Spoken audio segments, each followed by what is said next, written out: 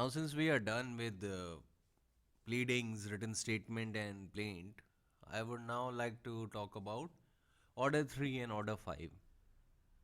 Now, these are important orders, but they do not have complexity within them. इसमें कोई complexity नहीं है. You just need to be aware about them. There has to be a general awareness about these orders.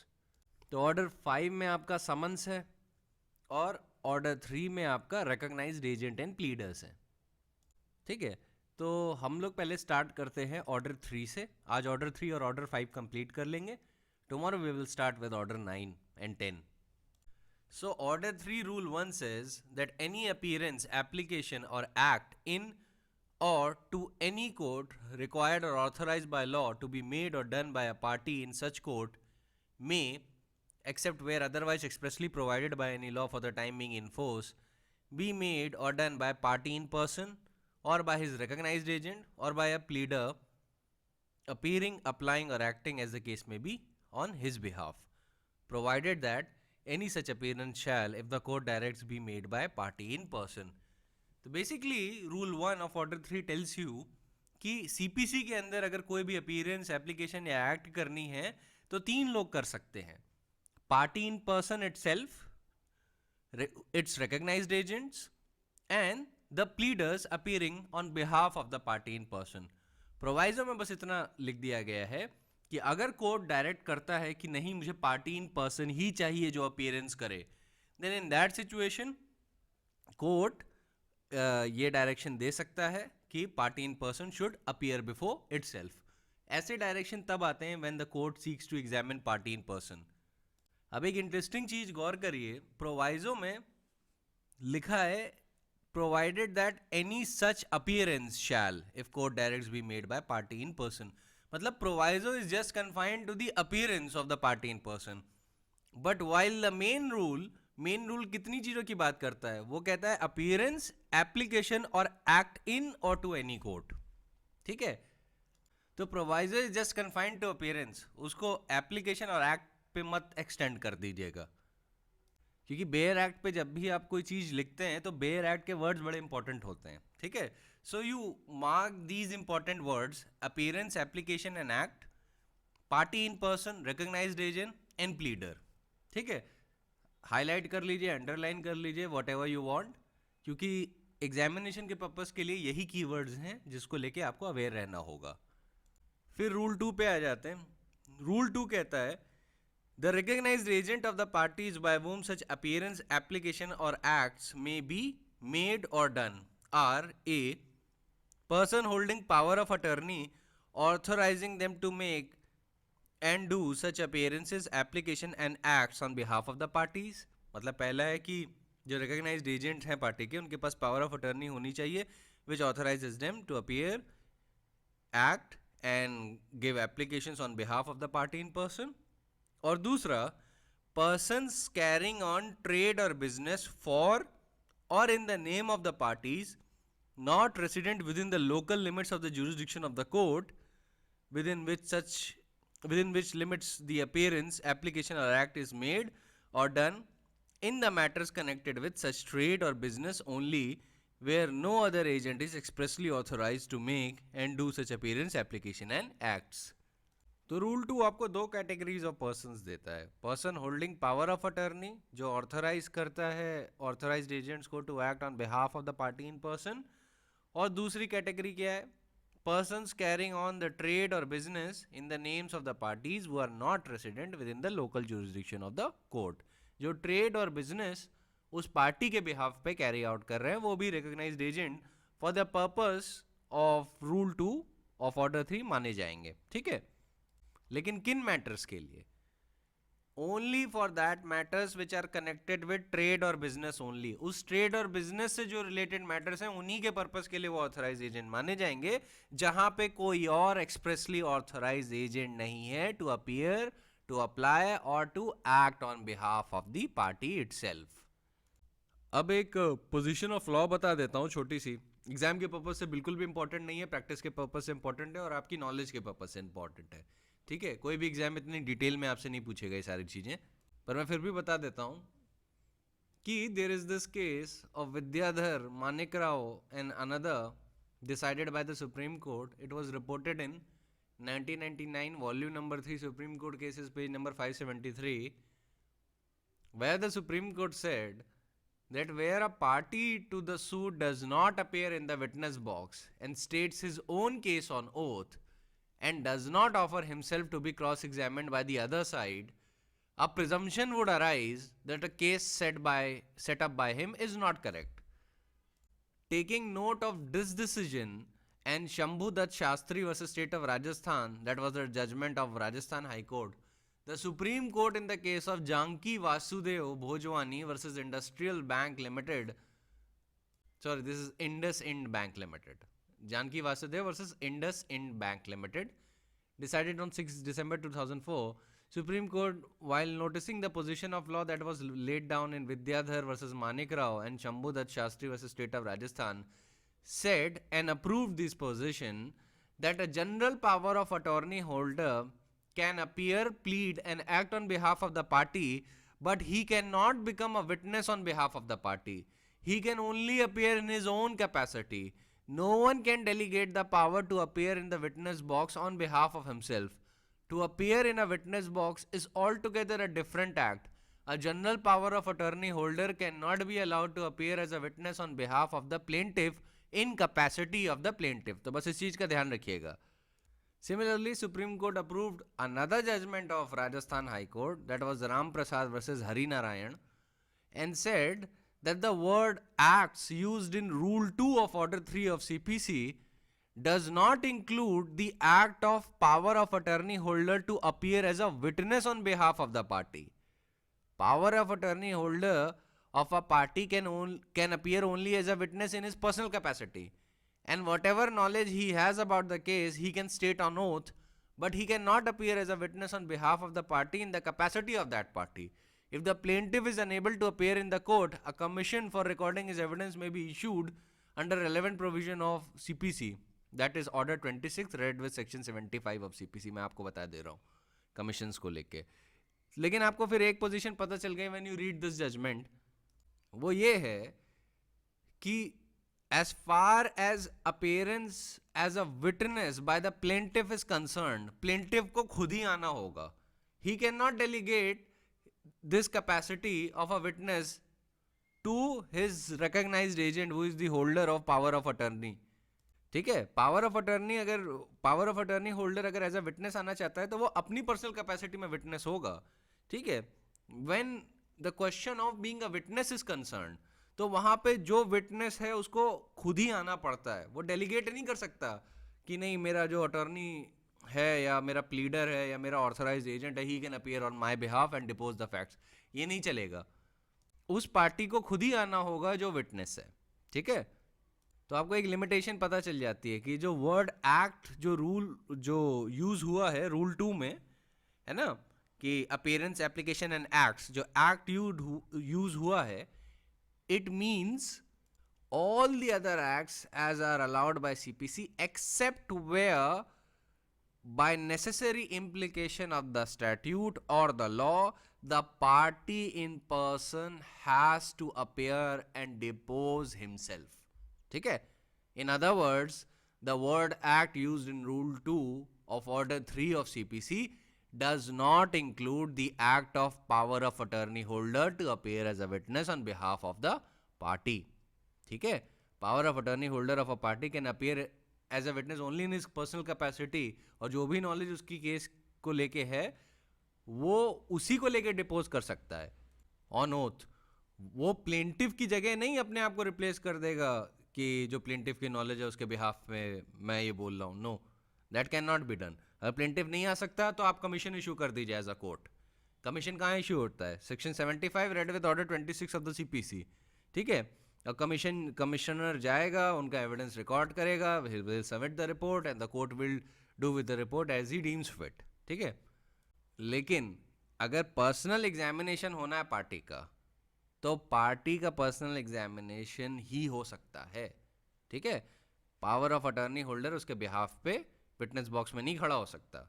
जैसे कि कोई वकील अपने client के बेसिस पे विटनेस बॉक्स में नहीं खड़ा हो सकता कि अपने क्लाइंट की जगह मैं गवाही दूंगा कि उस केस में क्या हुआ था. No, he can plead on his behalf, but he cannot appear in witness box and give a statement on oath on behalf of his client. ठीक है, वैसे ही एक पावर ऑफ अटर्नी होल्डर भी अपने क्लाइंट के बिहाफ पे, sorry not client, अपने principal के बिहाफ पे या प्लेंटिव के बिहाफ पे he can not depose as a witness. ठीक है, और यहां पे बिहाफ शब्द का मैं उस सेंस में यूज कर रहा हूं कि जो पावर ऑफ अटर्नी होल्डर है, he is seeking to replace the plaintiff and rather acting in the capacity of the plaintiff and deposing on those information which the plaintiff himself has. That cannot be done by the power of attorney holder. Power of attorney holder उन्हीं matters पे depots कर सकता है जिसकी information उसके पास खुद है और उसकी पर्सनल कैपेसिटी में. ठीक है, वो विटनेस बन सकता है, वो प्लेंटिफ का विटनेस हो सकता है, लेकिन प्लेंटिफ की जगह वो विटनेस नहीं हो सकता. You getting my point? जहां पे प्लेंटिफ को अपीयर करना है विटनेस बॉक्स में, तो रिकॉग्नाइज्ड एजेंट ये नहीं कह सकता कि नहीं प्लेंटिफ नहीं अपीयर करेगा, उसने क्या कहते हैं ये पावर मुझे डेलीगेट कर दी है, तो प्लेंटिफ के बिहाफ पे मैं अपीयर करूंगा. That can not be done. ठीक है, इस चीज का ध्यान रखिएगा. I reiterate again, the word acts used in rule 2 of order 3 of CPC does not include the act of the power of attorney holder to appear as a witness on behalf of the party. Power of attorney holder can only appear as a witness in his personal capacity, and whatever knowledge he has about the case he can state on oath, but he cannot appear as a witness on behalf of the party in the capacity of that party. Always remember, no one can delegate the power to appear in the witness box on behalf of himself. To appear in a witness box is altogether a different act. A general power of attorney holder cannot be allowed to appear as a witness on behalf of the plaintiff in the capacity of the plaintiff. ये याद रखिएगा बस. ठीक है, now let us read rule 3, service of process on recognized agent. Processes served on the recognized agent of the party shall be as effectual as if the same has been served on the party in person, unless the court otherwise directs. मतलब अगर recognized agent को service पहुंच गई, service of summons या notice, तो वो ऐसा मान लिया जाएगा जैसे पार्टी इन पर्सन को वो नोटिस या सर्विस ऑफ समन या कोई भी प्रोसेस जो कोर्ट इशू करता है वो वैसे ही माना जाएगा as if it has been served personally on the party in person. Similarly the provisions, the rule 2 reads, the provision of service of process on a party to the suit shall apply to the service of process on his recognized agent. तो जो भी service of process के rules हैं जो एक party to the suit पे apply करेंगे वो उसके रिकॉग्नाइज्ड एजेंट पे भी अप्लाई करेंगे. ठीक है, now we come to rule 4, that is appointment of a pleader. पहले मैं आपको एक बात बताता हूँ, प्लीडर पे आने से पहले let me tell you the difference between an agent and a pleader. Who is an agent? An agent is a person having express और implied authority to act on behalf of the another person called principal. ठीक है, and a recognized agent is a person who is allowed to speak or conduct proceedings in the court of law on behalf of the party who is the principal of the recognized agent. But who is a pleader? Pleader कौन होता है? Pleader is any person who is entitled to appear and plead for another in the court and includes an advocate, vakil or an attorney of the high court. This definition has been given in the definition clause, that is section 2 clause 15. उसको definition clause भी कहा जाता है. ज़्यादातर section 2 में ही definition होती है, तो ऐसे में ऐसे sections को definition clauses कहा जाता है. तो section 2 clause 15 देखिए, वहाँ पे pleader की definition दी होगी. ठीक है, तो पहले तो इस difference का ध्यान रखिएगा. A pleader is not a recognized agent. Pleader is any person who is entitled to appear and plead for another in a court and includes an advocate, vakil or an attorney of a high court. तभी ये जो सारे terms है ना, ये अलग अलग use किए गए हैं. रिकॉग्नाइज्ड एजेंट और प्लीडर्स अलग अलग टर्म्स यूज किया गया है, दे आर नॉट इंटरचेंजेबल. अब सीपीसी में रिकॉग्नाइज्ड एजेंट्स आपके रूल 2 के हिसाब से हो सकते हैं, सेक्शन 85 के हिसाब से हो सकते हैं. सेक्शन 85 में there is a provision that the persons who are specially appointed by the government to prosecute or defend on behalf of the foreign rulers. वो भी उनके agents हो सकते हैं.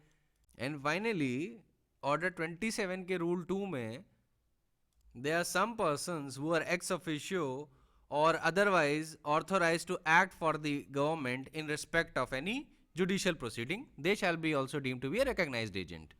तो CPC में कुल 4 कैटेगरीज आपको मिलती हैं ऑफ रिकॉग्नाइज्ड एजेंट. पहला है the person holding a power of attorney. Second is person carrying on trade और business for the party. Third is person specially appointed by the government to prosecute or defend on behalf of the foreign rulers, that is section 85. And finally the person authorized to act for government, order 27 rule 2. ठीक है, ये 4 categories आपको मिलती हैं. पर pleader is different. Now let us have a look at rule 4. Let us see what does it say.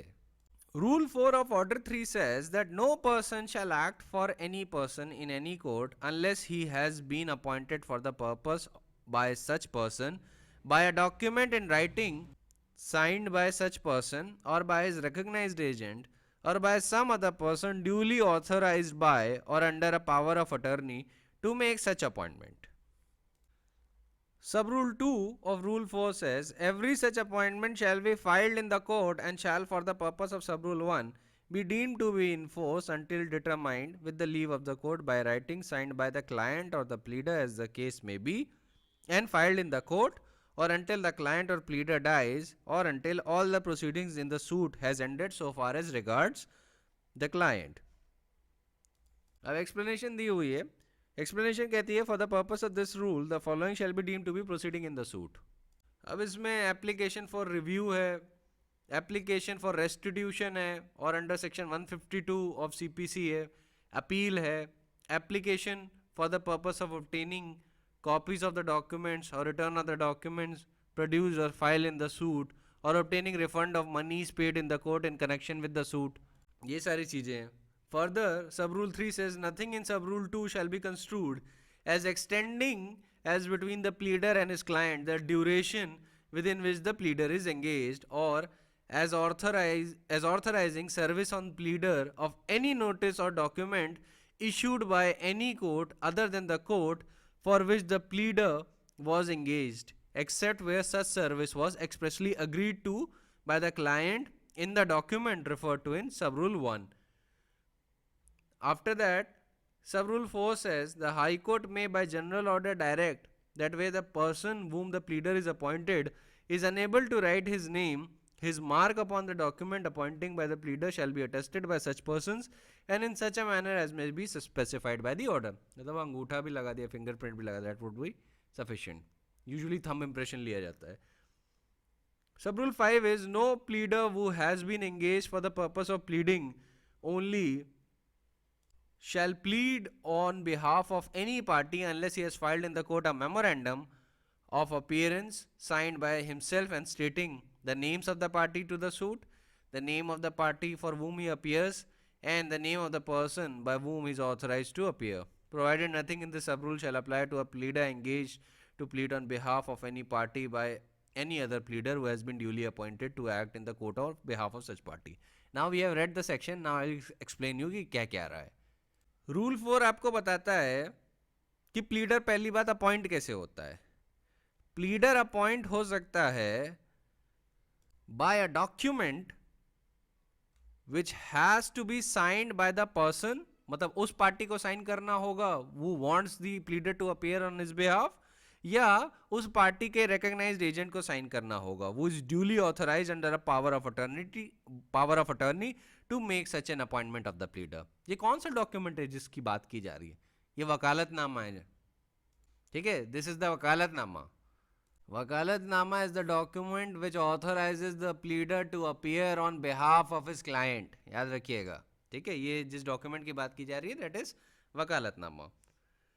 सब rule 2 आपको बताता है कि वो वकालतनामा आप कोर्ट में फाइल करेंगे and that shall be deemed to be in force तब तक जब तक कि क्लाइंट या प्लीडर मर नहीं जाता या all the proceedings in the suit are ended so far as regards to the client. अब एक और चीज याद रखिएगा, इसका मतलब ये नहीं है कि क्लाइंट अपना प्लीडर चेंज नहीं कर सकता. वो कर सकता है, बिल्कुल कर सकता है. कोर्ट को इन्फॉर्मेशन देनी है that I intend to change my pleader and with the permission of the court वो मिल ही जाती है ऑलमोस्ट 100% ऑफ द टाइम। और जो कोर्ट है फिर ऐसी सिचुएशन में आप वो दूसरे जो लॉयर को आपने अपॉइंट किया है, या दूसरे प्लीडर को अपॉइंट किया है, उसका वकालतनामा सबमिट करना होगा। ठीक है, तो रूल 2 को ऐसा मत कंस्ट्रू कर लीजिएगा कि आप जिंदगी में एक केस में एक ही प्लीडर अपॉइंट कर सकते हैं। No, that is entirely the description of the client कि वो कौन सा प्लीडर या कितने प्लीडर अपॉइंट करना चाहता है। प्रोसीडिंग्स तो आप ऑलरेडी देख चुके हैं कि उसके अंदर रिव्यू, रेस्टिट्यूशन, सेक्शन 144 रेस्टिट्यूशन है, या सेक्शन 152 की जो प्रोसीडिंग्स हैं, या अपील की प्रोसीडिंग्स हैं, या any application for the purpose of obtaining documents etcetera etcetera, वो सारी द टर्म प्रोसीडिंग्स के अंदर इंक्लूडेड है। इंक्लूसिव डेफिनेशन है, याद रखिएगा, एग्जॉस्टिव डेफिनेशन ये नहीं है। अब रूल 3 आपको ये बता देता है कि रूल 2 को ऐसा कंस्ट्रू नहीं करना चाहिए कि you interpret a document or the rule in a way so as to extend between the pleader and his client the duration for which the pleader is engaged। तभी जो वर्ड शुरू हुआ है ना, nothing in the sub rule 2 shall be construed। nothing क्या होता है? saving clause होता है। it is saving what? it is saving an expression कि आप उसको ऐसे इंटरप्रेट मत करिएगा रूल 2 को जैसे कि you interpret in a way that कि merely because the client has engaged a particular pleader in the case and has executed वकालतनामा या made his signature on the वकालतनामा, तो इसका मतलब अब ये है कि जो प्लीडर और क्लाइंट की जो सर्विसेज हैं वो हमेशा के लिए चलेंगी जब तक ये पूरी की पूरी प्रोसीडिंग्स पूरी तरीके से टर्मिनेट नहीं हो जाए, जैसा कि दिया हुआ है रूल 2 में। ऐसे नहीं कंस्ट्रू करना है। तभी यहाँ पे जो क्लॉज है वो सीधे बोल देता है कि nothing in the sub rule 2 shall be construed as extending between the pleader and client the duration for which the pleader is engaged. तो अगर ड्यूरेशन शॉर्ट टर्म की है कि भाई 2 ही साल के लिए प्लीडर एंगेज्ड है, so even that is good, आप दूसरा प्लीडर कर सकते हो 2 साल के बाद, या 2 साल के अंदर if you are not satisfied with the performance of your pleader, then you can engage another advocate who the client think is more competent। ठीक है, who the client think is more competent। अब जो सब rule 3 का clause भी है वो कहता है, एक और चीज सेव करता है कि nothing in the sub rule 2 shall be construed as authorizing service on the pleader of any notice or document issued by any court other than the court for which the pleader was engaged, except where such service was expressly agreed to by the client in the document referred to in sub rule 1। ठीक है, fairly self-explanatory। Now we come to sub rule 4 of rule 4।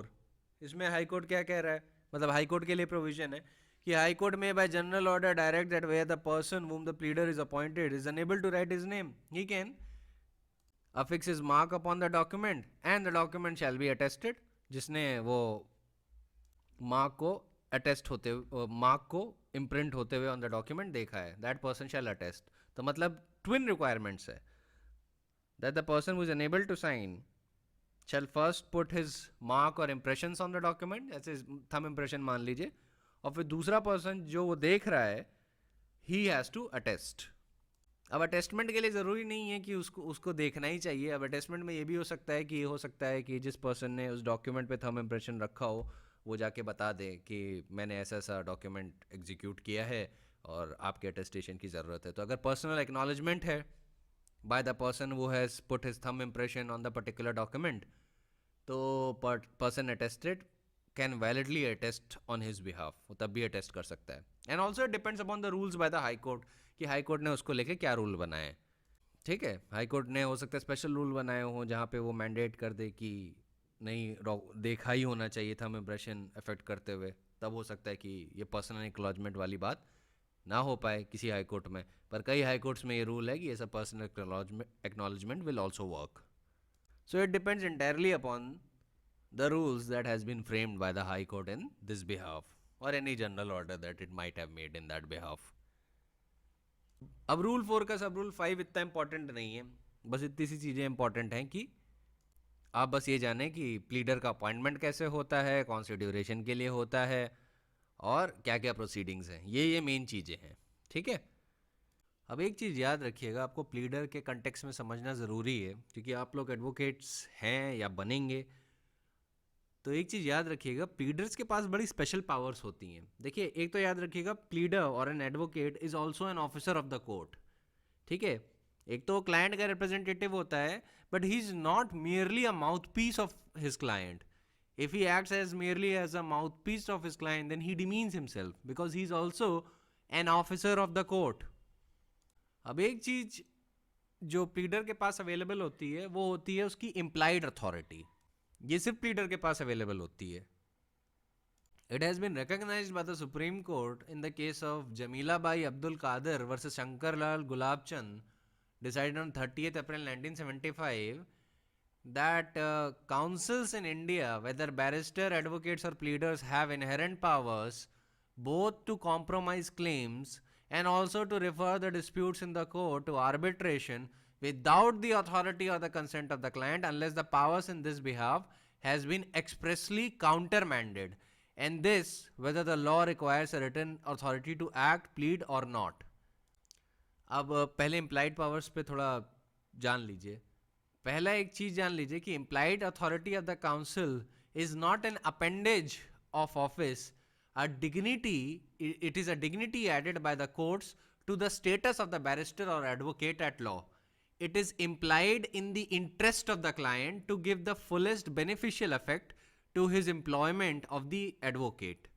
Secondly, the implied authority can always be countermanded by the express directions of the client. No advocate has an actual authority to settle a case against the express instructions of the client. If he considers such express instructions contrary to the interest of his client, his remedy is to return his brief.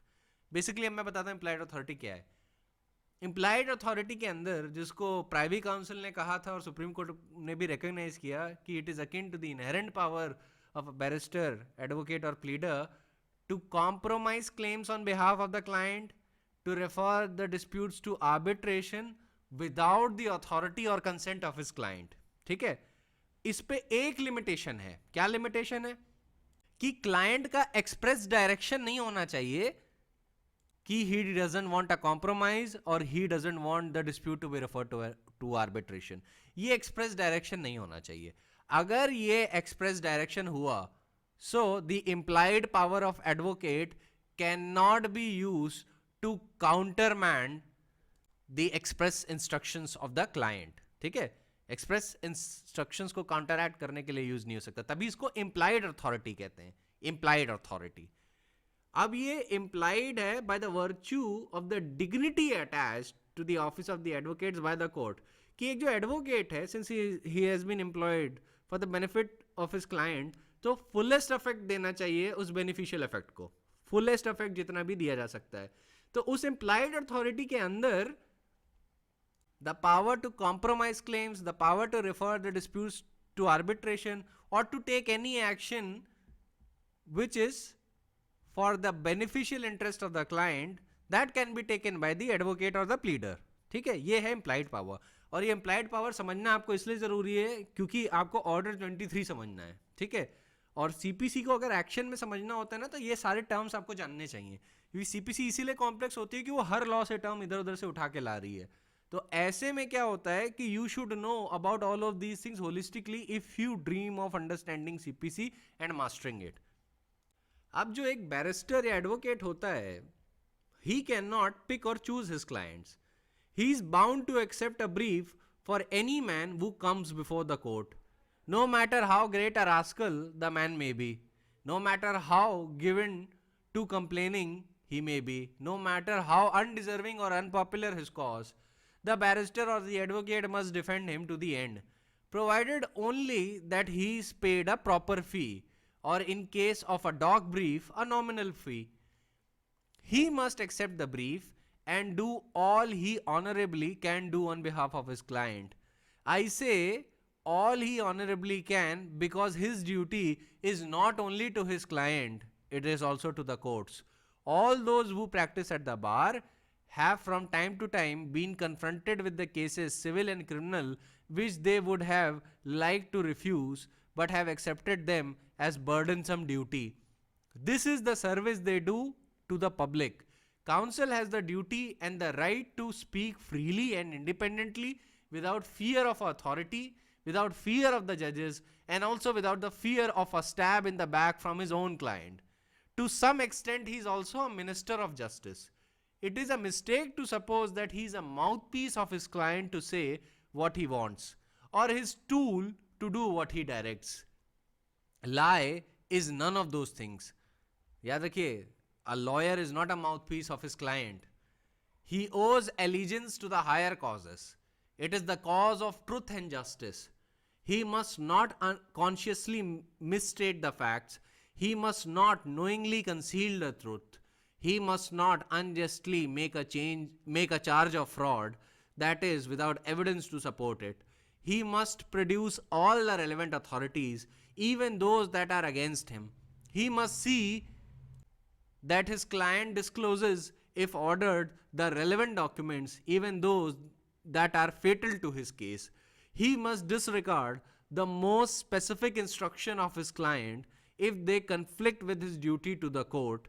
The court which requires a barrister to do all this is not a code of law. It is a code of honor. If he breaks it, he is offending against the rules of profession and subject to its discipline. Now, these are not my words. These are the words of the Honorable Supreme Court, which it has gathered through referring to the catena of judgments of Supreme Court itself, the High Courts and the Privy Council judgments. Okay? Now the Supreme Court continues. The authority of the advocate not only consists in putting forward such arguments as he thinks proper, but also to settle client's litigation if he feels that a settlement would be in the interest of his client and it would be foolish to let the litigation proceed to a judgment. This implied authority has also been described as an actual authority of a counsel or an advocate. This authority may be limited or restricted or even taken away by the express instruction of the client. If a limitation is put upon the counsel's authority, his implied or actual authority disappears or is destroyed. In such a case, he has only an ostensible authority as far as the other side is concerned. When the actual authority is destroyed and merely the ostensible authority remains, then although the other side did not know of the limitation put upon the authority of an advocate, the court will not enforce the settlement when in fact the client had withdrawn or limited the authority of his advocate. But whatever may be the authority of a counsel, whether actual or ostensible, it frequently happens that actions are compromised without reference to the implied authority of the counsel at all. In these days of communication with actual principles, it is much easier and quicker than in the days where the authority of the counsel was first established. In their lordship's experience, both in the country and in India, it constantly happens that the counsels do not take upon themselves to compromise a case without receiving an express authority from their clients for the particular terms, and that this position in each particular case is mutually known between the parties. Now basically the court is noticing कि India में generally advocates ऐसा करते नहीं हैं कि compromise कर लें on behalf of his client. Some advocates do but most do not. लेकिन ये इम्प्लाइड अथॉरिटी उनके पास होती है to compromise on behalf of his client. और ये इम्प्लाइड अथॉरिटी आपको जानना बहुत ज़रूरी है so that you know your powers as an advocate to act on the behalf of the client to the end of achieving the best possible judgment in the favour of your client as the facts mandate. जितना भी benefit आप अपने client को दिलवा सकते हैं by acting in his stead या acting under your implied authority, आप ज़रूर वो करिए. अब फाइनली जरा मैं एक ऑपरेटिव पार्ट बता देता हूँ इस जजमेंट का. After referring to the catena of authorities, what did the supreme court categorically said? Supreme court said that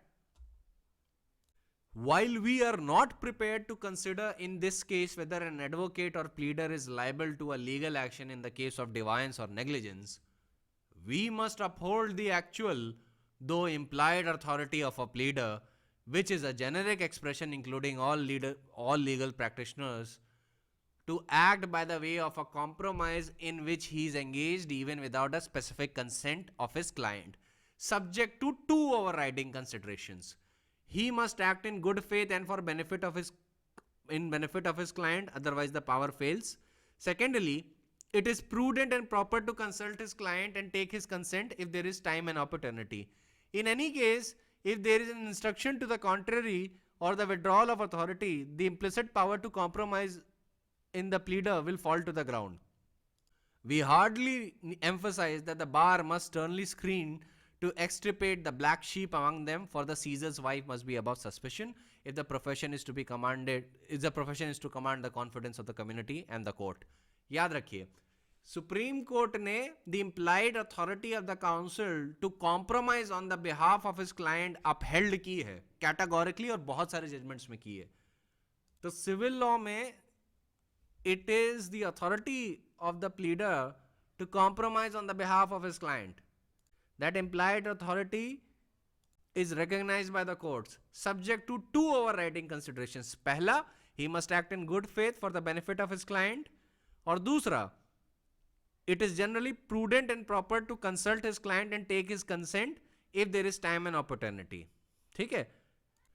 एक तीसरी चीज का भी आपको ध्यान रखना होता है कि अगर एक एक्सप्रेस बार क्लाइंट ने खुद क्रिएट करके रखा है कि you can not compromise on my behalf without my consent or permission, or without having my approval, or you cannot refer the dispute to arbitration without my permission, then in that situation your implied power will fail, and only in that situation, otherwise not. ठीक है.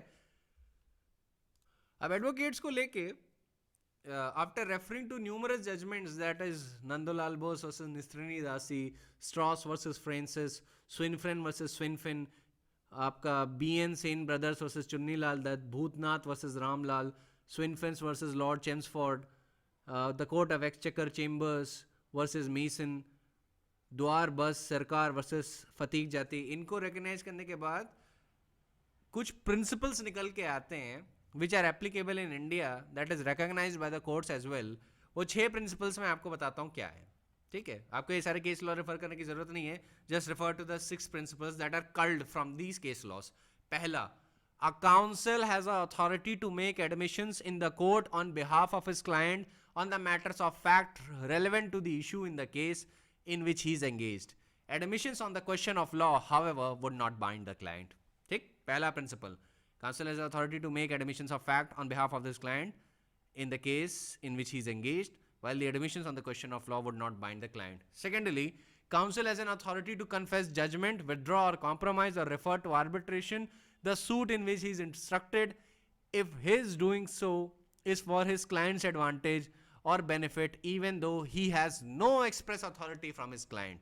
That is also a recognized position in India and also in England. Third, a counsel cannot, without the express authority, agree to compromise or refer to arbitration matters unconnected with the subject matter of the suit in which he is instructed. ठीक है, जो matters उसके subject matters, जो council को जो case दिया गया है उस केस से जो मैटर्स रिलेट नहीं करते या उस केस के सब्जेक्ट मैटर में नहीं फॉल करते, उसको लेके काउंसिल नहीं कॉम्प्रोमाइज कर सकता. तीसरा ये पॉइंट है. चौथा पॉइंट क्या है, where in course of a suit a counsel makes an admission as to a collateral matter or gives up a doubtful claim which is not a subject matter of the suit, there is a presumption that the counsel acts under the instructions if the admissions or the giving up of a doubtful claim is for the benefit of his client. अब उस situation में भी अगर मान लीजिए कोई collateral matter है या कोई डाउटफुल क्लेम है जो subject matter of the suit से थोड़ा बाहर है, तब भी एक प्रिजम्पशन कोर्ट रखता है कि जो काउंसिल है he acted under the admission of his client and for the benefit of his client. Fifth is, it is a question of fact in each case whether the counsel acts under the instruction when he compromises or refers to arbitration a matter not involved in the suit, and the court, on the consideration of the probabilities and the circumstances of the case, can find that the counsel acted on the instruction even though there is no direct evidence on that point. And the last principle that can be culled out from these case laws is, a counsel has no power to make an admission in or compromise or refer to an arbitration, a suit, if he is instructed expressly not to do so without the express authority of his client. ठीक, ये सारी चीजें सिर्फ CPC समझने के लिए जरूरी नहीं है कंपनी एक्ट में भी जब आप प्रैक्टिस करेंगे या किसी भी और फील्ड में आप प्रैक्टिस कर रहे हैं जो सिविल लॉ के डोमेन में आती है, तो ये सारी इम्प्लाइड अथॉरिटी उधर भी रन करेंगी if you are functioning as an advocate. ठीक है, सो ऑलवेज अंडरस्टैंड कि what is the implied authority, what can an advocate do, what can it not do, क्योंकि from the perspective of both bar and the bench this is very important. ठीक है, जज के point of view से भी बहुत important है और बार के भी पॉइंट ऑफ व्यू से बहुत इंपॉर्टेंट है. तो एक और केस मैं आपको फाइनली बताता हूं, वो है Paul properties private limited versus estate officer life insurance corporation, decided on 28 मई 2010. उसमें दिल्ली हाई कोर्ट ने कुल 11 प्रिंसिपल समराइज किए थे इस पॉइंट पे, and let me just reiterate it for you. पहला प्रिंसिपल है, admission by a counsel on the question of law would not bind the client. Second principle is an advocate appearing on behalf of a party would not do something contrary to the statute के खिलाफ act नहीं करेगा. Third, if a court requires an undertaking to be given and it is done, the right to prefer an appeal cannot be foreclosed. Fourth, an undertaking given by the tenant to vacate the premises would not disentitle him to approach the higher court and seek an interim order. Fifth, matters relating to jurisdiction cannot be conceded to by a council. कोई भी matter जो jurisdiction से relate करता है उसको council concede नहीं कर सकता. I've already told you that the power to confer jurisdiction is residing with whom? The legislature.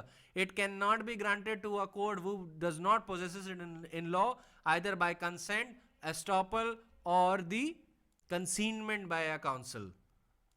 Sixthly, a mere undertaking given by the state and the Union of India to comply with the direction issued to them would not debar them to prefer an appeal.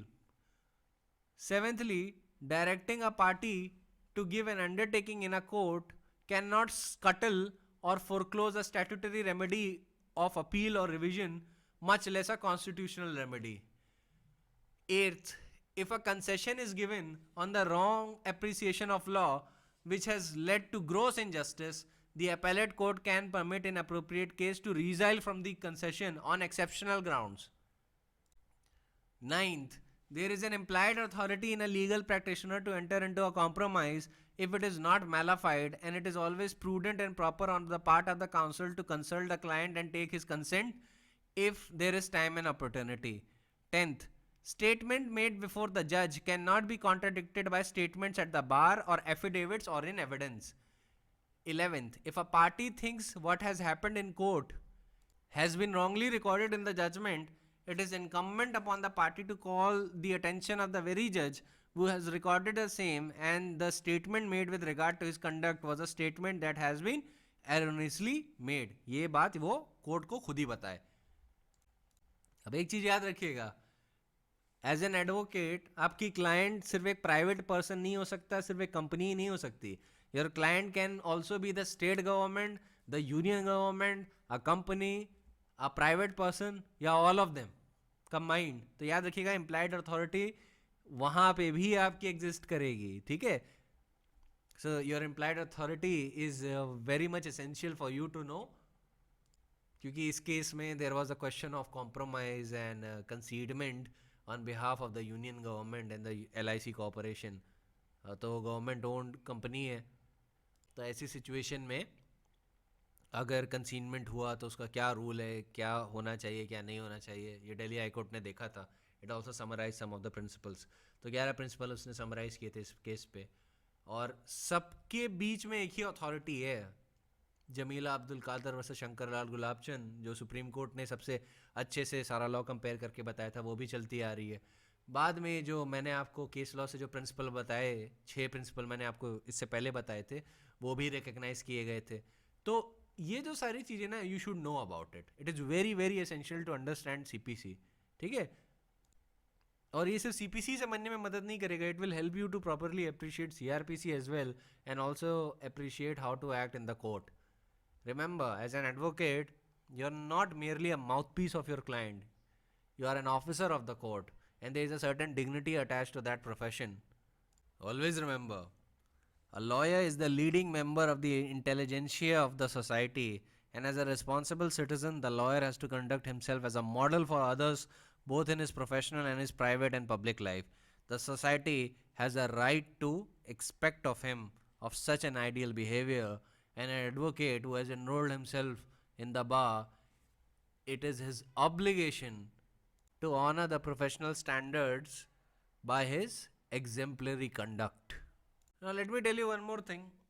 Advocate के पास एक special right होता है, उसको कहते हैं advocates लीन, ठीक है. पर एक चीज का ध्यान रखिएगा, litigant is free to change his advocate if he feels that an advocate engaged by him does not properly act, or for one reason or the other he is not acting in the interest of the client. ठीक है, तो client को ये बात consider करनी है, वो चाहे तो जब चाहे चेंज कर सकता है. और लिटिगेंट को ऐसी सिचुएशन में उसको उसकी प्रोफेशनल फीस पे करनी होती है जो भी एडवोकेट ने चार्ज की है, लेकिन advocate can not exercise his right of lean on clients paper. वो क्लाइंट के पेपर विदहोल्ड नहीं कर सकता. वो कहे कि नहीं, मैं तुम्हारे केस पेपर तब तक नहीं दूंगा जब तक तुम मुझे फीस नहीं पे करते. This can not be done. ये नहीं किया जा सकता बाय एन एडवोकेट, ठीक है, because case files can not be equated with goods bailed under the contract act. This position was recognized in the case of R.D. Saxena versus Balram Prasad Sharma, AIR 2000, Supreme Court, page number 2912. अब section 171 of the Contract Act में there is special right of lien that is vested in the attorneys of the High Court and pleaders in general. तो ऐसी situation में एक चीज़ का ध्यान रखिएगा, जो केस पेपर्स हैं that cannot be withheld under that right. 171 के अंदर से withheld नहीं किया जा सकता, क्योंकि जो 171 ऑफ द कॉन्ट्रैक्ट एक्ट है उसमें मार्केटेबिलिटी एक क्राइटेरिया होता है, ठीक है.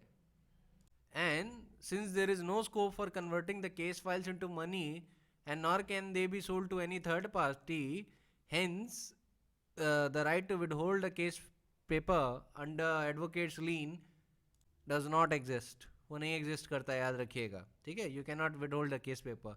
जैसे कि एक प्रैक्टिस होती है एडवोकेट्स के अंदर, वो ऐसा करते हैं, ये गलत है, इसके लिए डिपार्टमेंटल प्रोसीडिंग, डिसिप्लिनरी प्रोसीडिंग्स हो सकती हैं उनके खिलाफ. डिसिप्लिनरी प्रोसीडिंग कौन से सेक्शन में होंगी? इन the context of section 35 of the advocates act. तो याद रखिएगा, इसके लिए लाइसेंस सस्पेंड या कैंसिल हो सकता है ऐसे कंडक्ट के लिए. प्रैक्टिस में होता नहीं है, लेकिन हो सकता है इन अ थियोरेटिकल कंसिडरेशन. ठीक है, तो प्लीडर के लिए तो काफ़ी बता लिया मैंने आपको. इन सारी चीज़ों का ध्यान रखिएगा, बहुत इंपॉर्टेंट है आपके लिए जानना. फिर नेक्स्ट है service on the process on pleader, rule 5.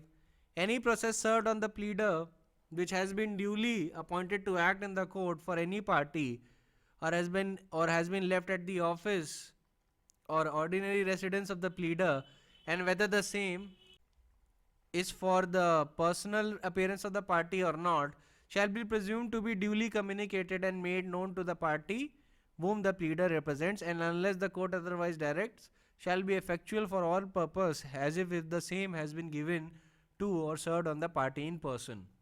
ठीक है, मतलब अगर कोई भी प्रोसेस सर्व किया गया है प्लीडर के ऑफिस पे, the pleader who has been duly appointed by the वकालतनामा,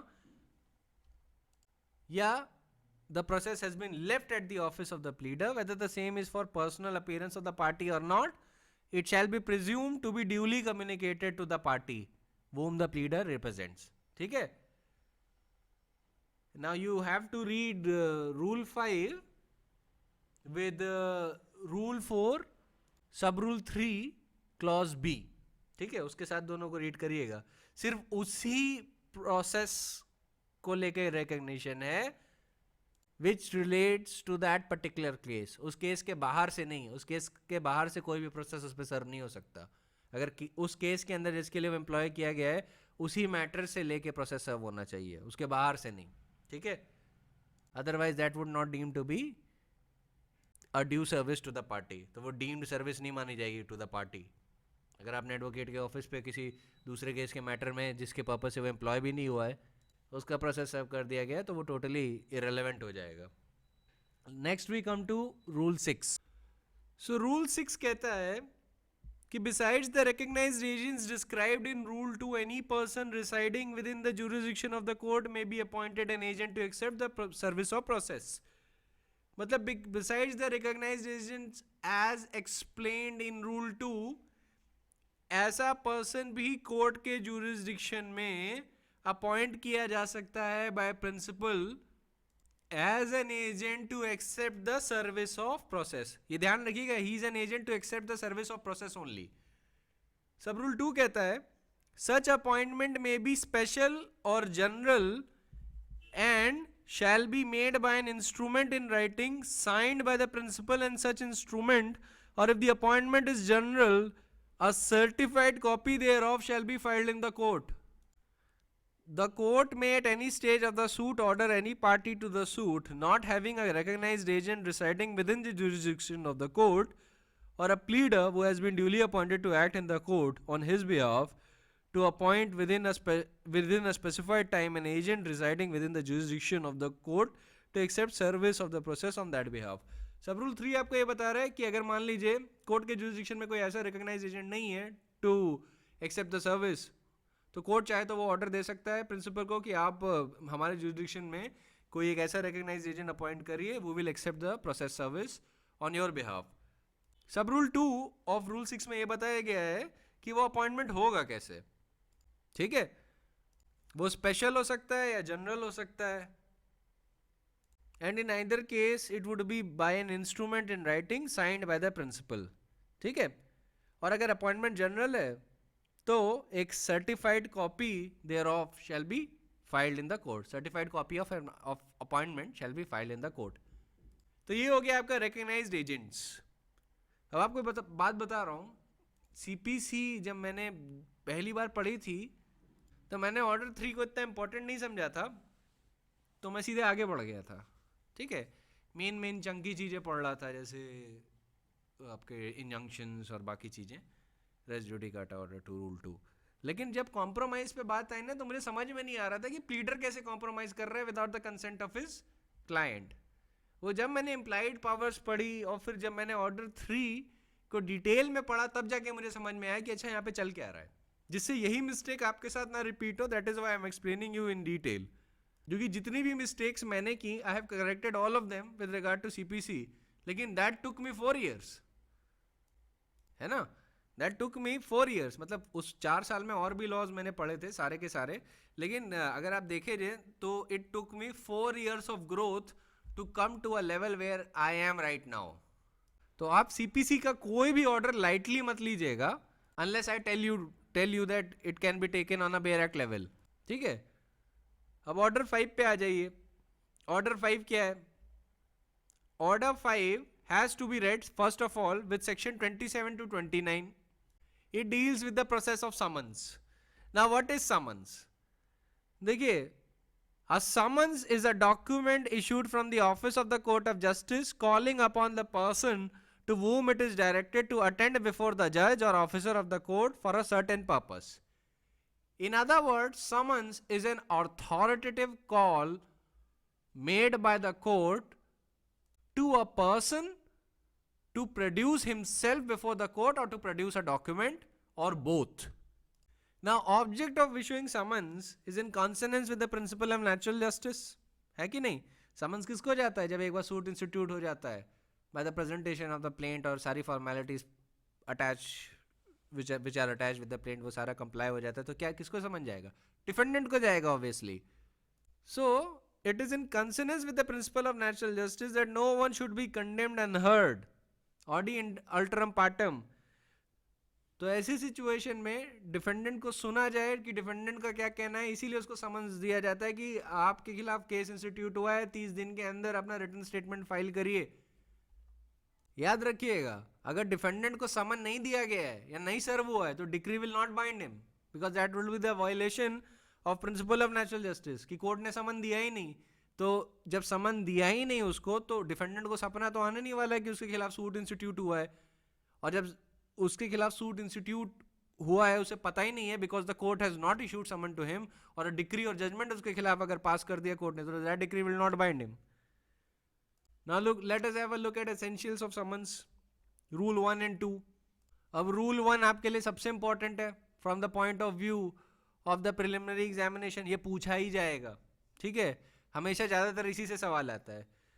अब यहाँ पे लिखा है रूल 1 में, that when a suit has been duly instituted, a summon may be issued to the defendant to appear and answer the claim and file the written statement of defence within 30 days from the date of service of summons on the defendant. तो कौन सा period यहाँ पे आपके लिए important है? 30 days. Provided no summons shall be issued when the defendant has appeared at the presentation of the plaint and admitted the plaintiff's claim. Proviso को mark कर लीजिए पूरा कि समन्स तब देने की जरूरत नहीं है जब प्रेजेंटेशन ऑफ द प्लेंट के वक्त डिफेंडेंट खुद आ जाए और प्लेंटिफ का पूरा क्लेम एडमिट कर ले. ठीक है. Provided further it is written that where the defendant fails to file the written statement within the set period of 30 days, he shall be allowed to file the same on the other days as may be specified by the court for the reasons to be recorded, but shall not be later than 90 days from the date of service of summons. Mark the period 90 days. Subrule 2 says, a defendant to whom a summon has been issued under Subrule 1 may appear in person by a pleader duly instructed and able to answer all material questions relating to the suit, or by pleader accompanied by some person able to answer all questions. 3. Subrule 3. Every such summons shall be signed by the judge or such officer as he appoints and shall be sealed with the seal of the court. अब commercial dispute के context में भी पढ़ लीजिए कि क्या है. अब इसमें वही पीरियड है 30 से लेके 120 दिन का. अब प्रोवाइजो में लिखा है कि जब कमर्शियल पीरियड के कंटेक्स्ट से डील करता है, it is written provided further that where defendant fails to file the written statement within the set period of 30 days, he shall be allowed to file the written statement on other day as may be specified by the court for the reasons to be recorded in writing, and on payment of such cost as the court deems fit, but which shall not be later than 120 days from the date of service of summons, and on expiry of 120 days from the date of service of summons, the defendant shall forfeit the right to file written statement. The court shall not allow the written statement to be taken on record. This section is important. ठीक है. तो यहाँ पे commercial suit के context में you get a period of 30 to 120 days. और अगर 120 days में नहीं फाइल किया रिटन स्टेटमेंट तो क्या होगा? You forfeit your right to file the written statement. Rule 2 कहता है every summon shall be accompanied by a copy of the plaint. Summon के साथ साथ प्लेंट की कॉपी भी डिफेंडेंट के पास जाएगी. ठीक है. Sub rule 3 says that the court may order defendant to appear in person if it so wants. और वैसे ही अगर court sees a reason to require the personal appearance of the plaintiff on the same day, he may also give that order. That is under rule 3. Rule 4 भी बहुत important है from the point of view of the preliminary examinations and mains examination. ऐसे questions खास तौर से UP, Uttarakhand, Bihar, Jharkhand में expect करिए और एमपी में भी कि no party to be ordered to appear in person unless resident within the certain limits. It says no party shall be ordered to appear in person unless he resides within the local limits of the court's ordinarily original jurisdiction. ये कौन से jurisdiction की बात कर रहा है? Territorial jurisdiction की बात कर रहा है. और B, without such limits but at a place less than 50 or where there is a railway or steamer communication or other established public conveyance for a fifth, sixth of the distance between the place where he resides and a place where the court is situated, less than 200 miles distance from the courthouse. अगर court के jurisdiction में है तो summons उसको पहुंच सकता है. अगर कोर्ट के जुरिस्डिक्शन के बाहर है तो 200 माइल्स के अंदर होना चाहिए. ठीक है. Fifth, six of the distance and 200 miles. If there is a place of if there is a communication available by railway or steamer communication or other established mode of public conveyance where fifth, sixth of the distance between the place where he resides and the place of the courthouse is situated. ठीक है. और एक और third criteria क्या है? Third criteria है कि अगर कोर्ट के जुरिस्डिक्शन के बाहर है तो 50 माइल्स के एरिया तक उसको समन्स भेजा जा सकता है. So you get 3 periods. Court के टेरिटोरियल जुरिस्डिक्शन के अंडर हो, या तो 50 माइल्स के एरिया के अंडर हो. और 50 माइल्स कहाँ से कैलकुलेट किया जाएगा? डिफेंडेंट की प्लेस से to the place where the court house is situated. और तीसरा क्या है? अगर fifth, six of the distance by the public conveyance is available तो 200 माइल्स का डिस्टेंस आपको बताया गया है. ठीक है. Now 200 miles come outs to be 321 kilometres अगर आप कंपेयर करेंगे. अब एक चीज बताता हूं. ऑर्डर 5 में जो डिस्टेंस है वो है 50 एंड 200 माइल्स में बात की गई है. लेकिन जब आप ऑर्डर 16 को पढ़ेंगे, that is summoning of witnesses, summoning and appearance of witnesses, और उसका रूल 19 देखेंगे तो उसमें किलोमीटर्स में बात की गई है. और टर्मिनोलॉजी लगभग सेम है, बस जो डिस्टेंस है वो थोड़ा चेंज किया गया है. ऑर्डर 16 का रूल 19 कहता है कि no person shall be order to attend in person to give evidence unless he resides within the local limits of court's ordinary territorial jurisdiction. ये तो आप जानते ही हैं, दोनों सिचुएशन में ऑर्डर 5 का रूल 4 और ऑर्डर 16 का रूल 19 इस मामले में सेम है. लेकिन अब देखिए चेंज होगा. Then it says without such limits at a place less than 100 or where there is a railway or steamer communication or other established public conveyance for 5/6 of the distance between the place where he resides and the place where the court is situated less than 500 kilometers distance from the courthouse. और फिर लिखा है provided that where the transport by air is available between the two places mentioned in this rule and the witness is paid the fare by air then he may be ordered to attend in person. तो ये थोड़ा ज़्यादा wider है. जबकि अगर आप rule 5 देखें, sorry rule 4 of order 5 देखेंगे तो उसमें माइल्स में बात की गई है. 200 miles comes out to be 321 kilometers. 50 miles comes out to be 80 kilometers. So of course this is way less. और फिर वो जो एयर फेयर का जो सिस्टम है that is not written here. So that is quite odd if you ask me. But there is a rationale to that. Rationale ये है कि the defendant must not be made to run long distances only for the purpose of defending himself. ठीक है, ये defendant centric provision है कि उसको अपने प्लेस ऑफ रेजिडेंस से ज़्यादा दूर नहीं बुलाना चाहिए टू डिफेंड हिमसेल्फ. ठीक है, principle is the justice should be near to every man's hearthstone. मैं पहले ही बता चुका हूँ एक्सप्रेशन का मतलब क्या है. So that principle applies here as well. Rule 5 कहता है summons to be either to settle summons may be either to settle issues or for final disposal. It says the court shall determine at the time of issuing summons whether it shall be for settlement of issues only under order 14 or it shall be for the final disposal of the suit, and summon shall contain a direction accordingly, provided court of small cause summon सिर्फ final disposal of the suit के लिए ही देगा. ठीक है, court of small cause में बड़ा elaborate procedure नहीं होता फॉलो, समरी प्रोसीजर फॉलो होता है. ज़रा मैं आपको एक बात बता दूं कि समन्स का फॉर्म कहाँ दिया गया है. समन्स का फॉर्म दिया गया है in appendix B to the first schedule of the CPC. उसका first schedule of the CPC का अपेंडिक्स बी देखिएगा, उसमें आपको समन्स का फॉर्म दिखेगा.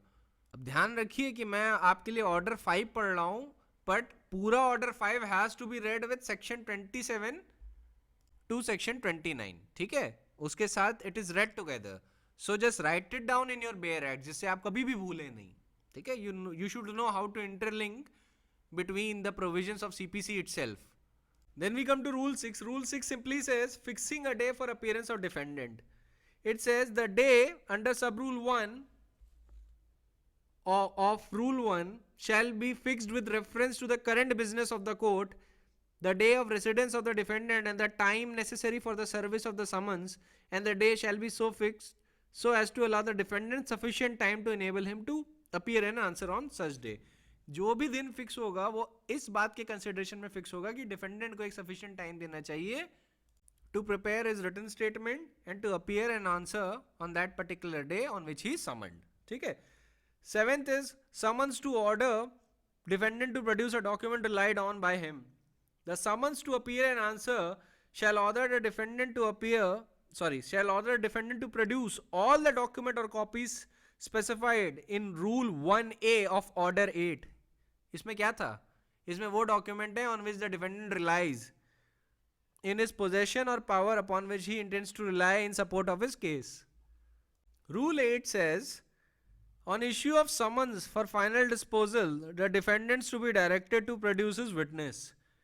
Where the summons is for final disposal of the suit, it shall also direct the defendant to produce on the day fixed for his appearance all the witness on whose evidence he intends to rely in support of his case. जब summons final disposal के लिए जाते हैं, देखिए एक summons जाते हैं settlement for the issues, दूसरा है फाइनल डिस्पोजल. जब फाइनल डिस्पोजल के लिए जाएंगे तब रूल 8 आपको कह रहा है कि जब वो फाइनल डिस्पोजल के लिए समन्स जाएंगे, it shall also direct the defendant to produce on the date of his appearance all the witness upon whose evidence he intends to rely upon in support of his case.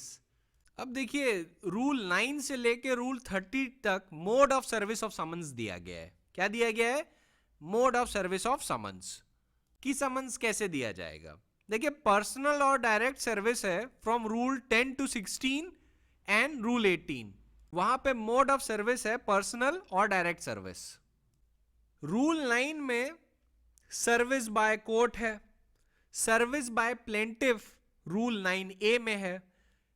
Rule 17, 19 और 20 में substituted service है.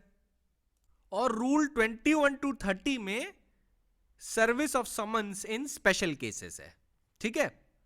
अब देखिए personal service के जो summons होते हैं जो कि रूल 10 to 16 और रूल 18 में है, 10 से 16 और 18 में, जहां पे पर्सनल या डायरेक्ट सर्विस ऑफ समन्स देनी है डिफेंडेंट को. ऐसे में उसको समन्स की एक कॉपी डिलीवर होती है और वो समन्स पे सिग्नेचर भी अपना करता है एसेट्रा एसेट्रा. फिर जितने भी रूल्स है उससे कंप्लाई करना होता है. उसको पर्सनल या डायरेक्ट सर्विस कहते हैं. ये ordinary mode of service of summons कहलाता है. अब सर्विस बाय कोर्ट तो रूल 9 में है और सर्विस बाय प्लेंटिफ 9A में. सब्स्टिट्यूटेड सर्विस क्या होती है जो रूल 17, 19 और 20 में है. Substituted service is service where let us suppose that the defendant or his agents refuse to sign acknowledgement या service officer does not find the defendant at his home, तो उसके घर पे कॉपी वो affix कर देता है. ठीक है. या समन्स बाय पोस्ट एक्सेट्रा. तो वो सब्स्टिट्यूट है समन्स के, उसको सब्स्टिट्यूटेड सर्विस कहा जाता है. तो ऐसे में summons is affixed on the outer door और some other conspicuous part of the house और homestead where the defendant ordinarily resides or carries on business or personally works for gain. ऐसी situation को क्या कहा जाता है? Substituted service. रूल 17, 19 और 20 deal करते हैं सब्स्टिट्यूटेड सर्विस से. अब रूल 9 को जरा मैं शॉर्ट में आपको बताता हूं. Under rule 9 of order 5, summons to the defendant residing within the jurisdiction of the court shall be served through court officer or an approved courier service. Summons can also be served by registered post, speed post, acknowledgement due जिसको RPAD भी कहते हैं, registered post acknowledgement due, courier service, fax, messages, email और any other permissible means of transmission. इसमें अब एक WhatsApp के through भी समन्स होने लगे हैं. ठीक है. Delhi high court, Bombay high court and even Supreme Court has recognised that. अब व्हाट्सएप को लेके मैं थोड़ा बता देता हूं कि सुप्रीम कोर्ट ने अभी suo motu writ petition in recognizance for extension of limitation में, अभी ये जो कोरोना के टाइम पीरियड में जो हुआ था, तो उसमें सुप्रीम कोर्ट ने कहा था service of all notice, summons, exchange of pleading, service of notice, summons is a requirement of virtually every legal proceeding.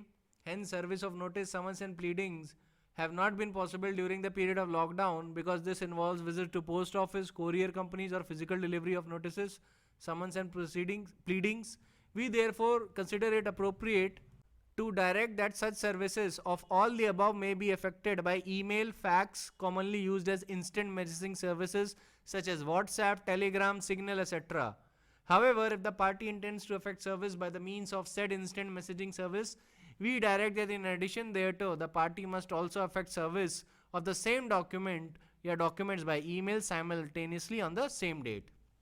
अब ये तो सुप्रीम कोर्ट ने लॉकडाउन के कंटेक्स्ट में दिया जजमेंट, लेकिन nonetheless it is recognise that position. अब मैं आपको कुछ ऐसे केसेस बताता हूं जहां पे लॉकडाउन नहीं था बट क्या कहते हैं Delhi high court permitted the summons to be served on the defendant via WhatsApp text as well as by emails to defendant. अब ये केस है Tata Sons Limited versus John Doe. Here, Justice Rajiv Sahai and Law of Delhi High Court permitted the right to serve summons to the defendant via WhatsApp text as well as by emails. Similarly, Justice Gautam Patel of Bombay High Court in the case of a copyright infringement, and the case name was Cross Television India Limited versus Vikhyat Chitra Productions, decided on 23rd March 2017. He allowed the serving of notice of summons through WhatsApp after normal attempts for serving summons failed. ठीक है. हाल ही में Delhi high court ने क्या कहते हैं एक और जगह, कई जगह पे ऐसा परमिट किया है. तो basically the courts are ushering in the new era of delivery of summons. देखिए delivery of summons is the primary reason for delay of civil litigation. तो ऐसे में court is embarking upon the new horizons to see how can we make the litigation as fast as possible and how can the delivery of summons can be expedited. Okay, that is the primary concern of the Supreme Court and the high courts in general right now, because the delay of civil litigation, especially in the case of commercial suits, is fatal to the economy of the country, and that is why the Supreme Court and the high courts are very serious about these technical points such as delivery of summons, delivery of notices and pleadings, which takes a lot of time of the court. And now the court is looking forward towards new ways where it can make sure that the summons, notices, and all the other formalities that are needed to comply with are sent through electronic modes, because it requires no manpower, and its dispatch speed is faster than all the normal modes of communication. Okay, the dispatch speed is faster than all the normal modes of communication, and it also results in cheapening of the litigation. It also results in expediting civil trial, especially in the case of commercial suits. So it's a win-win situation, although it has its own technical drawbacks. कोई technical drawbacks इन सब चीज़ों की भी हैं कि मान लीजिए अगर डिफेंडेंट ने ईमेल पढ़ा नहीं तो, या व्हाट्सएप मैसेज पढ़ा नहीं तो उसको ब्लू टिक को लेके वो थोड़ा कहते हैं कि अगर वो ब्लू टिक हो गया तो हम लोग मान लेंगे कि summons has been properly delivered. अब इसमें थोड़ी प्रॉब्लम्स हैं कि आप सेटिंग चेंज कर दें कि आपको ब्लू टिक मिले ही ना तो क्या होगा. अब ये सारी technicalities as we go along and usher in the new era of IT in the context of courts, ये कोर्ट्स बड़े पीछे चलते हैं. आईटी एरा में तो हम लोग बहुत पहले आ गए थे, 1999 में ही आ गए थे, और 2000 में हमारे पास आईटी एक्ट आ गई थी, लेकिन courts are were still very slow to develop. अब वो डेवलप करें. अब जुडिशरी जो है अब एरा उस एरा में जा रही है which can be called an era of technological reforms. तो इस टेक्नोलॉजिकल रिफॉर्म्स में जुडिशरी किस हद तक एक्ट करेगी, क्या क्या वो सोल्यूशंस निकालेगी प्रॉब्लम्स के, that we have to see. For now we can safely say that WhatsApp messages and messages through emails have been recognized by the courts now. ठीक है. Coming back to Rule 9, let us suppose the defendant is residing outside the jurisdiction of the court, then the summons shall be served through an officer of the court within whose jurisdiction the defendant resides, and the court shall treat the refusal of acceptance as a valid service. Where the summons is properly addressed, prepaid, and duly sent by registered post acknowledgement due, there will be a presumption of valid service of summons even in absence of an acknowledgement slip. ठीक है. That is what we can gather when we read Rule 9. अब इसको short में बता दिया, अब हम Rule 9 जरा पढ़ लेते हैं. ठीक है. ध्यान रखिएगा, Rule 9 बाय वर्बैटिम आपको कभी भी एग्जाम में नहीं लिखना होगा, आपको शॉर्ट में लिखना है. So always focus on grasping the essence of the Bayer Act and grasping the essence and the principles of case laws. ठीक है. आपको वर्बैटिम में नहीं लिखना होता. You don't have to just mention each and every word and make sure कि each and every comma coincide करे. You have to focus on keywords and you have to focus upon the essence. Now, Rule 9 says, where the defendant resides within the jurisdiction of the court in which the suit is instituted or has an agent resident within the jurisdiction who is empowered to accept the service of the summons shall, unless the court otherwise directs, be delivered or sent either to the proper officer to be served by him or one of his subordinate or such other courier service as has been approved by court. ठीक है. courier service से भी भेज सकते हैं, officer के भी through भेज सकते हैं, etc. I have already discussed all of this. Secondly, the proper officer may be an officer of the court other than that in which the suit is instituted, and where he is an officer, the summons may be sent to him in such manner as the court may direct. Sub-rule 3 says, the service of summons may be made by delivering or transmitting a copy thereof by registered post acknowledgement due, addressed to the defendant or his agent empowered to accept the service, or by speed post, or by courier services which are approved by the High Court or by the court referred in Sub-rule 1, or by any other means of transmission of documents including fax messages or electronic mail service provided by the rules made by the High Court, provided that the service of summons under sub-rule shall be made at the expense of plaintiff.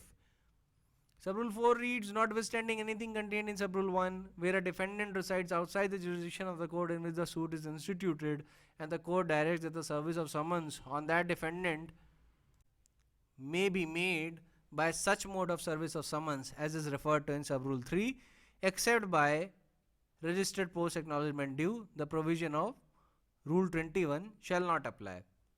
Sub-rule 5 reads that when an acknowledgement or any receipt purporting to be signed by the defendant or his agent is received by the court, or postal article containing that the summons is received back by the court with an endorsement purporting to have been made by the postal employee or any other person authorized by the courier of the postal article containing the summons, or had refused to accept the summons or by any other means specified in sub-rule 3 when tendered or transmitted to him, the court issuing the summons shall declare that the summon has been duly served. इतने बड़े paragraph में एक छोटी सी line आपको जो focus करनी है वो ये है कि अगर मान लीजिए कोरियर पोस्टल अथॉरिटी कोर्ट का ऑफिसर वहां पे गया and the summons has been duly received back with an endorsement of that postal employee, officer, or the courier service agent, etc., is with an endorsement कि जो agent या defendant है they have refuse to take delivery of summons, तो court चाहे तो declare कर देते summons has been duly served. Summons has been duly served का declaration is the most important line in this, and it has this big paragraph. Provided that where the summons was properly addressed, prepaid and duly sent by registered post acknowledgement due, the declaration referred to in this rule shall be made notwithstanding the fact that the acknowledgement having been lost or mislaid or for any other reason has not been received by the court within 30 days from the date of issuance. अब registered post acknowledgement due के लिए थोड़ा और rigorous है clause. ये कहता है कि जब summons registered post acknowledgement due से भेजा गया है and has been properly addressed and has been prepaid, then notwithstanding the fact that the acknowledgement has been lost or mislaid or for any other reason has not been received by the court within 30 days, there would be still be a presumption of valid service even in an absence of an acknowledgement slip. यही कह रहा है. To summarize इतने बड़े provision को summarise करने के लिए मैं आपको शॉर्ट से बता दूं रूल 9 को कैसे समराइज करना है. देखिए, summons to the defendant residing within the jurisdiction of the court shall be served through court officer or an approved courier service. ठीक है. Summons can also be served by the registered post, speed post, acknowledgement due, courier service, fax messages, email, और अब through case law, जो case law मैंने बताया, even WhatsApp service और even bye Telegram. ये Telegram app की बात कर रहा हूँ, ठीक है, जो एक्चुअल वाले टेलीग्राम की नहीं, टेलीग्राम ऐप की बात कर रहा हूँ. Where the defendant is residing outside the jurisdiction of the court, the summons shall be served through an officer of the court within whose jurisdiction the defendant resides. The court shall treat the refusal of acceptance as a valid service. The summons is if the summons is properly addressed, prepaid, and sent by registered post acknowledgement due (RPAD), there will be a presumption of valid service of summons even in the absence of an acknowledgement slip. There, I have summarized the entire provision for you, and you have to make sure that you summarize it like this only. इसकी essence पे गौर करिए, ठीक है? Focus on the essence of the provision. पूरा का पूरा provision as it is आपको रटने की जरूरत नहीं है, बिल्कुल भी जरूरत नहीं है, ठीक है? ये बेयर एक्ट के प्रोविजन है, तो समन्स के प्रोविजन है, उसमें टेक्निकलिटीज नहीं है, बस उसमें ये चीज़ है कि आपको ध्यान रखना है कि क्या चीज़ किधर है. ये नॉलेज वाला प्रोविजन है. एक होता है कंसेप्चुअल प्रोविजन, एक होता है नॉलेज वाला प्रोविजन. समन्स कंसेप्चुअल प्रोविजन नहीं है, ये नॉलेज वाला है कि आपको पता है या तो नहीं पता है, तो इसमें पता रखने वाली बात है, ठीक है. तो आई थिंक आज के लिए हमें यहीं पे रोक देना चाहिए. कल से हम लोग समन्स का बाकी चीज़ों का स्टार्ट करेंगे, ठीक है. we'll try and deal with it as fast as possible. उसके बाद हम लोग रूल 9 पे आएंगे, ठीक है. So that is it for today. I'll see you tomorrow.